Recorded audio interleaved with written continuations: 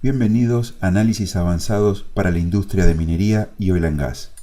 Mi nombre es José Manuel Pereiras y soy gerente técnico para SolidWorks. Me acompaña en esta presentación Pablo Caponi, quien es el gerente de la empresa Aerospace.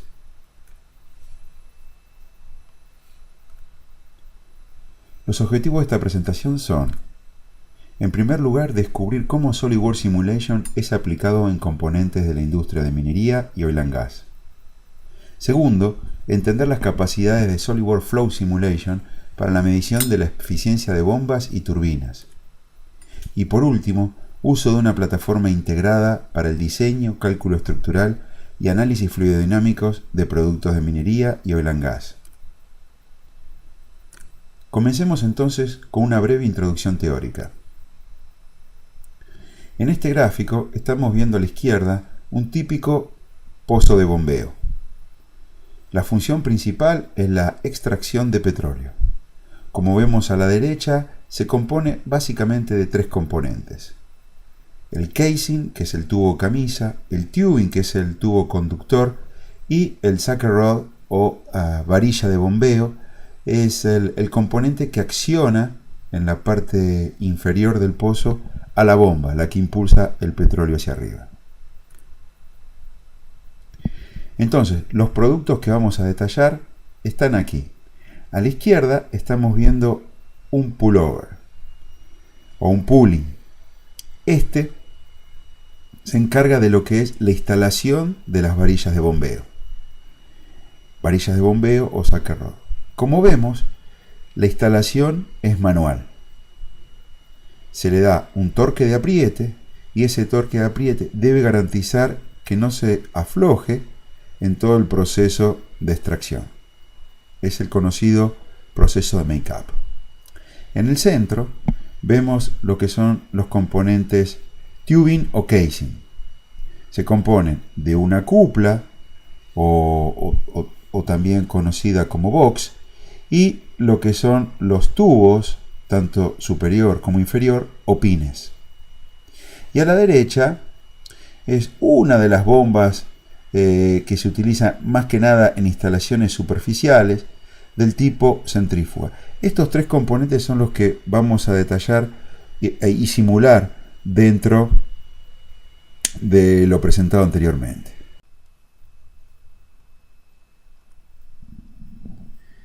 Las varillas de bombeo o sucker rod están compuestas básicamente por dos elementos. A la izquierda vemos el coupling o box y a la derecha el pin. Como ya vimos en el proceso de ensamblado, el box o el coupling se encarga de ajustar a los pines en la parte superior y parte inferior. Estos van a producir un cierto make-up o torque de ajuste, y en el proceso y en el fenómeno de fatiga que se produce mientras está alternando la varilla en la parte superior e inferior, vemos una zona de iniciación de la fatiga o falla. Esta iniciación se realiza en un cierto diente. Como vemos aquí abajo, hay una fisura en la cual se inicia este proceso. Esta fisura va aumentando hasta llegar a la parte de rotura. Cuando se produce la rotura total de la varilla, vemos una zona dúctil y una zona frágil. Estos modelos que vamos a estudiar lo dividimos en dos partes. Un primer modelo que es de ángulo 0 grados, que es el modelo clásico de API, en el cual se encuentran las patentes, y es la opción 1 que vamos a estudiar. En la opción 2 tenemos 5 grados y es un modelo mejorado o un modelo modificado. Entonces la idea es que este modelo modificado resulte con una mejor performance. Para ello vamos a estudiar dos criterios de falla. El primero del lado de las tensiones de von Mises y el segundo un coeficiente, el cual se llama coeficiente de Sainz, el que tiene en cuenta el fenómeno de fatiga. A este coeficiente lo vamos a evaluar a lo largo de una línea que va entrando en la parte del metal, del pin, a lo largo de la raíz del primer diente enganchado, donde vemos que la fisura se produce comúnmente en las varillas de bombeo. Aquí vemos la fórmula, un detalle de lo que es el cálculo de este coeficiente adimensional D. En definitiva, esta fórmula tiene una tensión nominal de comparación, aquí tiene la tensión hidrostática, dividido la tensión alternativa. Entonces tiene en cuenta la tensión media y la tensión alternativa. Veamos entonces el modelo en SolidWorks. Este es el modelo del sucker rod o varilla. Si hacemos una explosión de este modelo, vamos a ver la parte roscada del pin en rojo y medio coupling o medio box en azul. Si hacemos un corte de este modelo 3D, vamos a ver claramente la zona de rosca y la zona de hombro con un ángulo de 0 grados. Le decimos hombro o shoulder a esta zona.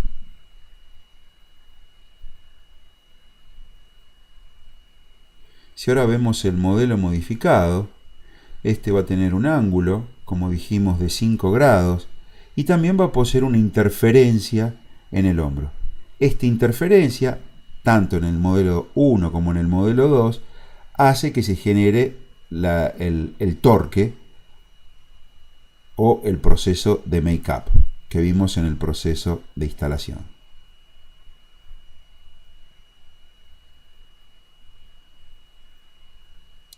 Vamos a crear un estudio estático. Entonces a este estudio estático lo llamamos 2D Model porque vamos a usar una simplificación 2D. Cabe aclarar que la simplificación 2D es fundamental para hacer cualquier tipo de modelo roscado si es que se requiere una precisión como la que vamos a necesitar específicamente en la zona de dientes. En SolidWorks Simulation tenemos tres tipos de modelado 2D. Plano de tensiones, plano de deformaciones y este caso es un axil simétrico. Si bien la rosca es helicoidal, se puede asumir un axil simétrico sin mayores problemas en los resultados finales.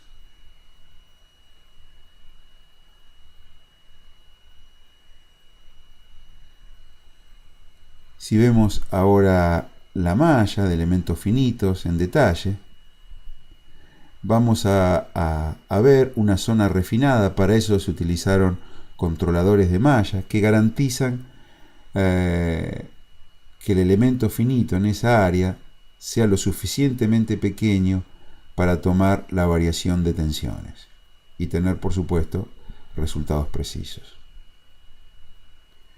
Finalmente, estamos viendo el primer criterio que había hablado anteriormente, que son las tensiones de von Mises. Vemos estas concentraciones y vamos a detallar ahora las tensiones a lo largo de la raíz del diente, que es donde se produce la fisura. Entonces, como estamos viendo, estoy colocando distintos puntos en esa zona y voy a dar ahora una mirada. Vemos que no necesariamente justo sobre la superficie, sino un poco hacia adentro, tenemos un pico de las tensiones en orden de 113 a 114 KSI.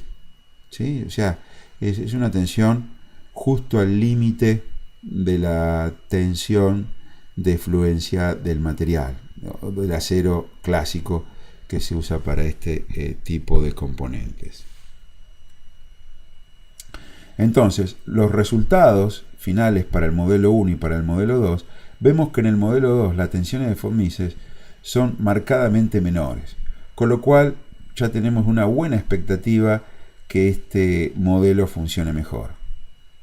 Si ahora miramos el segundo criterio, el criterio de Sainz, vemos que el modelo 1 da un menor valor de Sainz. Eso significa que es un está dando peor que el modelo 2 o el modelo 2 está dando mucho mejor que el modelo 1, ya que un bajo coeficiente de Sainz está indicando que las tensiones son más elevadas que el valor nominal de comparación. Entonces vemos ahí un incremento, un beneficio del modelo 2, de la opción 2, sobre el modelo 1. Entonces, acá podemos concluir que el modelo 2 es el mejor diseño, y esto se logró a través de una plataforma integrada en lo que se conoce como CAD y CAE, y finalmente lo que resulta es una reducción en los tiempos de desarrollo.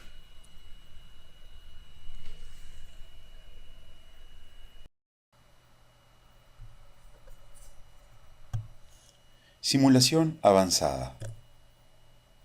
En conexiones roscadas, como hablamos anteriormente, tenemos los componentes de una zona de rosca y una zona de sello.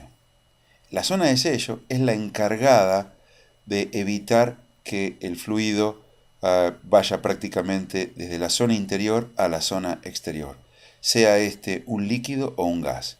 Este sello es un sello metal-metal. Cuando realizamos este tipo de modelos, como vimos en el modelo de la varilla de bombeo, el comparativo de la pregunta a veces es 3D o 2D. Entonces los desafíos son contactos más un material no lineal en el sello.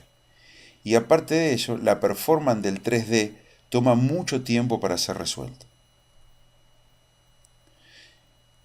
Si tomamos que la geometría es cilíndrica y las cargas axil-simétricas, podemos llegar a un modelo 2D conveniente, donde podemos tener una buena discretización de la parte de rosca y una buena discretización de la parte del sello.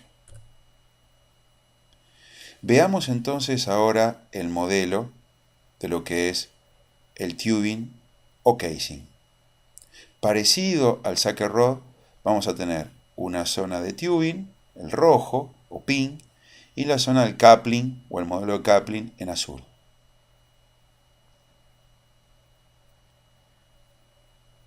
Cortando ahora nuestro modelo, y si miramos más de cerca, vamos a ver una interferencia en la zona de sello. Esa interferencia, parecida a la interferencia que vimos anteriormente en las varillas, logra un torque de make-up y también una fuerza de sello. Entonces, este modelo axil simétrico 2D va a tener un cierto material en la cual, justamente para resolver el problema de contacto y de plasticidad, lo que adoptamos es una curva de fluencia con una variable, en este caso temperatura, que la usamos de amuleto o temperatura dummy. Esta temperatura amuleto o temperatura ficticia lo que hace es justamente la utilizamos para resolver los contactos en una situación elástica, es decir, con altos niveles de fluencia, y una vez que se resuelve la parte de contacto, realizamos una bajada de esa tensión para lograr la parte plástica. De otra forma, la convergencia es prácticamente imposible. Si vemos ahora la zona del sello y la zona de rosca, nuevamente encontramos una zona bien refinada, que es donde queremos obtener el campo de tensiones y justamente en la zona de contacto.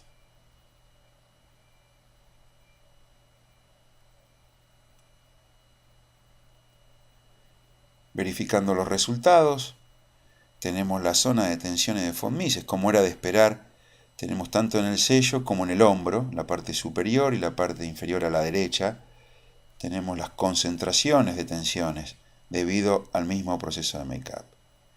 Y lo que vemos ahí son las deformaciones plásticas que se producen por ese mismo proceso de make-up. Cuando se hace este tipo de modelos, las deformaciones plásticas son cruciales en su evaluación, ya que altas deformaciones plásticas producen una deformación permanente perjudicial para para el tubing, para el tubo, para el pin, y bajas deformaciones plásticas, puede ser favorable, pero ahí tendríamos que aumentar mucho el material, con lo cual no sería beneficioso desde el punto de vista del costo. Buenas tardes, mi nombre es Pablo Castillo Caponi, yo pertenezco a la empresa Castillo Caponi Aerospace y les quiero presentar el nuevo solver de crecimiento de grieta que estamos implementando para SolidWorks.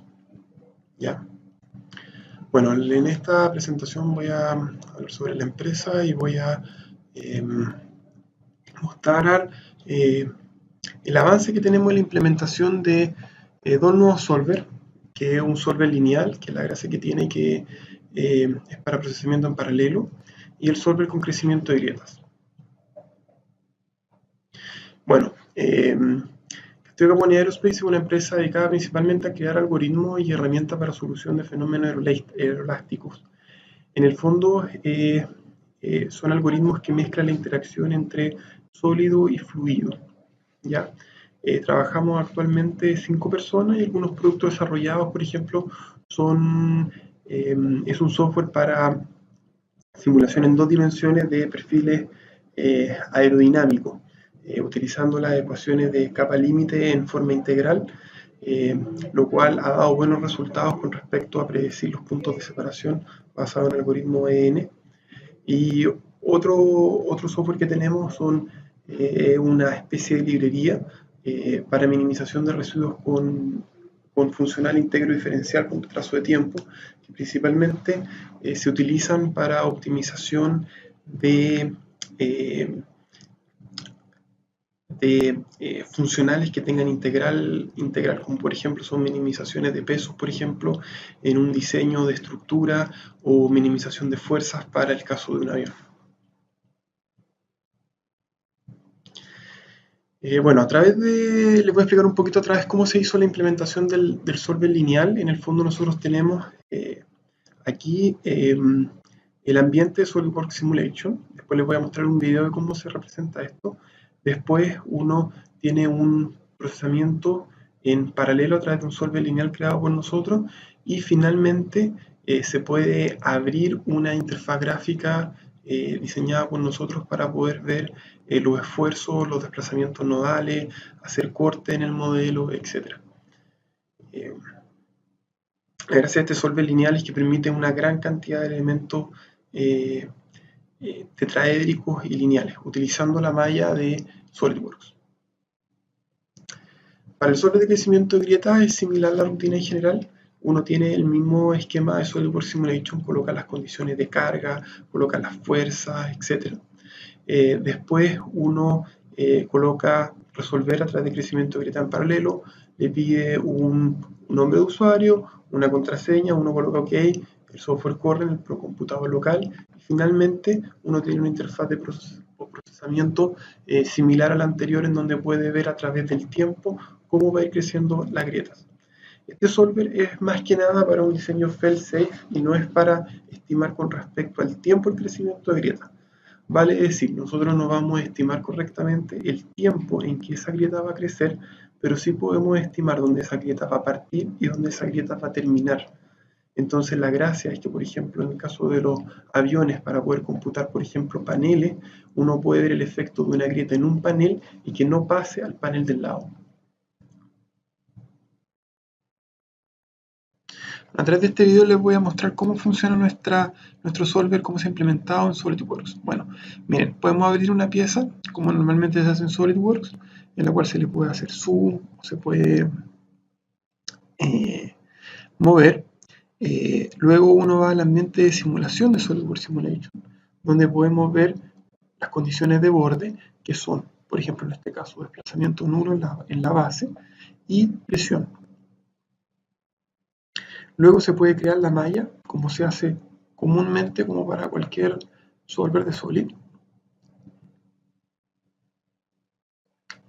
Y después de ello, cuando se instala el add-in de nosotros, aparece una pestaña llamada CC Aerospace Solver. Cuando uno la aprieta, contiene 3 opciones. Contiene la opción de mostrar las opciones de nuestro solver, en donde podemos tener un análisis lineal o un análisis de crecimiento de grieta. Lo otro es que uno a futuro va a poder arrendar el tiempo de computación en otros computadores. Como opciones generales podemos ver que uno puede elegir las opciones, puede correr el nuevo solver y puede abrir la nueva interfaz gráfica para poder mostrar los resultados. Ahí se selecciona el tipo de resolvedor que uno quiere y lo puede correr. Cuando aparece esta pantalla, uno agrega su nombre de usuario y su password para que le dé acceso a resolver en este procesamiento. Se conecta a nuestro servidor, luego exporta la malla, las condiciones de borde, las restricciones, materiales, a nuestro nuevo módulo de resolución del sistema de ecuaciones.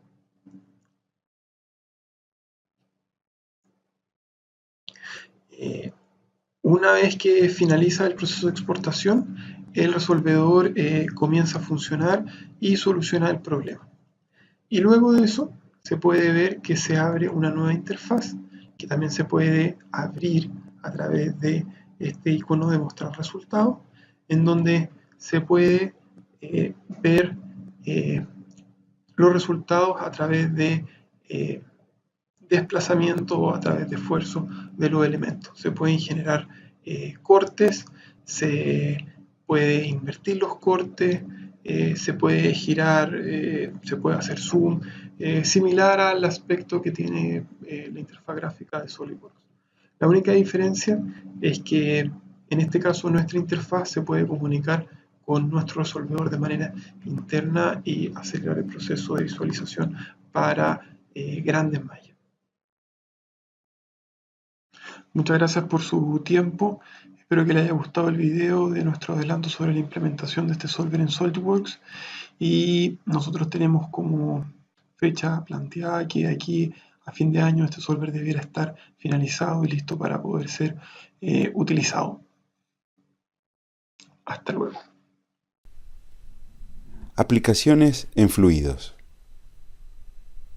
Aquí vemos el gráfico de eficiencia de una bomba. En el eje vertical, altura manométrica, y en el eje horizontal, caudal en metros cúbicos por hora. Vamos a ver cómo en SolidWorks Flow Simulation podemos rescatar como resultado estas curvas. Lo que vemos aquí es el modelo de una bomba centrífuga, la cual tiene dos condiciones de entrada, una condición de presión a la entrada y una condición de presión a la salida. En este caso voy a utilizar la simulación paramétrica de Flow Simulation. Esto lo que permite es variar, por ejemplo, la condición de presión en la salida y realizar muchas simulaciones para cada uno de estos escenarios. Como vemos, voy a tener un escenario para cada presión de salida. Y para esas condiciones voy obteniendo un caudal determinado. Por supuesto, a mayor presión de salida voy a obtener un menor caudal, como era de esperar. Lo que vemos en este caso son los resultados sobre la bomba. Los vectores indican la dirección del flujo y el color indica la magnitud de la velocidad. Veamos ahora las trayectorias del fluido. Considerando que tenemos una determinada rotación, vemos cómo el fluido está entrando por la parte del eje de la bomba y el agua, el fluido, es impulsado hacia la parte superior.